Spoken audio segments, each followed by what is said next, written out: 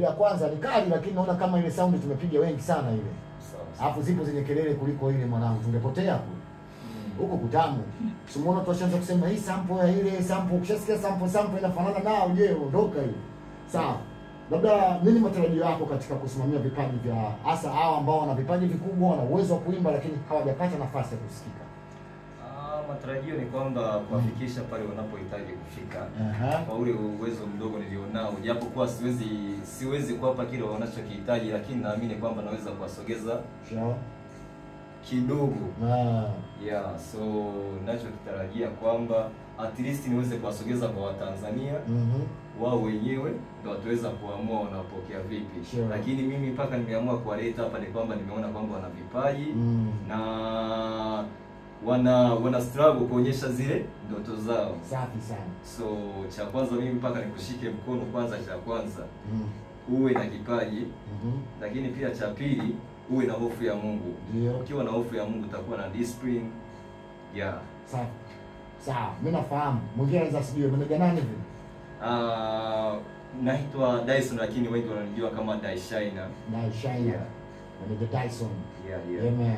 Una lebo ya muziki mzee au ikoje kwa yule asiyefahamu? Nakumbuka tulishawahi kuzungumza siku moja. Kuna mwingine anakusikia kwa mara ya kwanza. Yeah, sure. Una lebo, una studio ama una nini? Maana unaona unaletea tu wasanii. Yeah, mimi ni mfanyabiashara lakini pia ni director wa video. Yeah, lakini pia ni mwajiriwa. Safi. Yeah. Kwa sababu ni tatu mzee. Yeah, sure. Yeah. So nimekuwa blessed sana kwa nilivyokuja kwa mara ya kwanza. Watanzania wamenipokea, wameweza kunipokea kikubwa. So niwashukuru sana watu kutoka kanda ya Ziwa. Wameweza kushow love sana. Safi. So itimize kuwaletea kipaji ni kwamba nimekuja kushukuru tena kwa kile. Ndio. Yeah. Labda kwa mtu ambaye ana kipaji chake anahitaji kujuana na wewe, au labda ana mtoto wake anaamini kabisa na kipaji lakini anahitaji kumpa mtu ambaye huyo mtu nikimpa ninahakikisha mwanangu atakuwa na hofu ya Mungu, cha kwanza. Cha pili ni mtu ambaye atamsimamia kama mtoto wake. Si umeelewa? Kwa sababu nikitazama bro uko decent sana, yani uonekane kama ni mtu ambaye msela huyo. Kuna mameneja mimi nakutana nao ukimuona tu unacheka.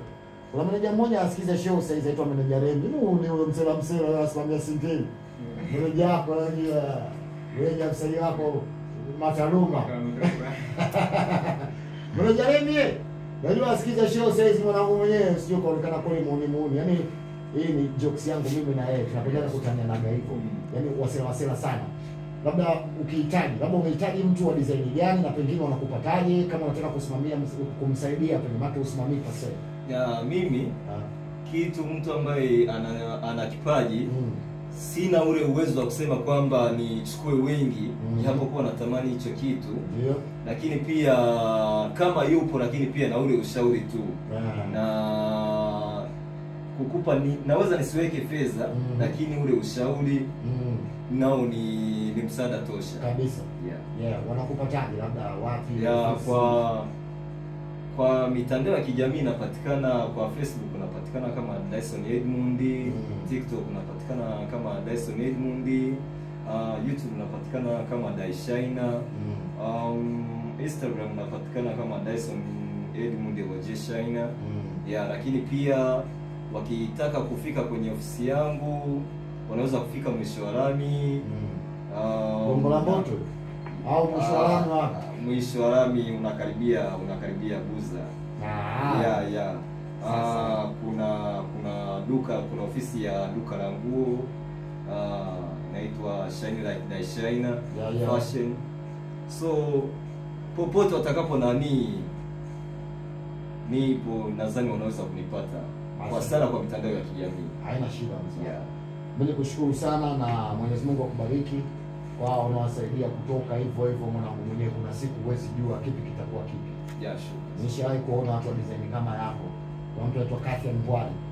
Ndio nilimfahamu Mbidogi mara kwanza kupitia kwake, nilimfahamu Chele Amani kupitia kwake. Na hakuwa meneja pase, ni kama wewe tu. Kuna kipaji anakupa, bwana wewe unaweza wewe tumsaidie hivyo fona.